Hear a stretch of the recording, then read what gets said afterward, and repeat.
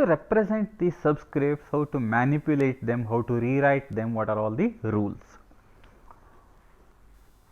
Now, if you look at it, this is VAA, velocity of an object or a moving observer or say moving object with respect to itself.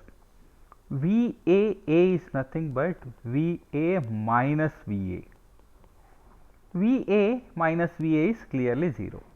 So, velocity of an object with respect to itself is always 0. Velocity of A and velocity of B as seen by the other are opposite to each other. VAB is nothing but VA minus VB. This is nothing but minus of VB minus VA. This is nothing but minus VBA. So, velocity of A with respect to B and B with respect to A are equal in magnitude, they carry opposite sign. This is one of the very important results. Velocity of A with respect to B, it can be written in the following form. Velocity of A with respect to B is velocity of A with respect to C plus velocity of C with respect to B. This is called the resultant velocity law.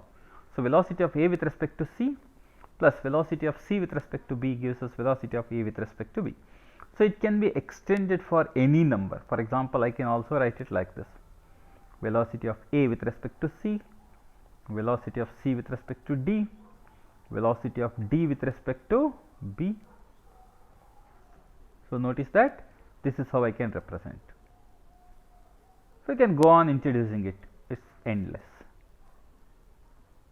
but this is quite useful in solving problems. This can also be represented in the following form: VAC minus VBC.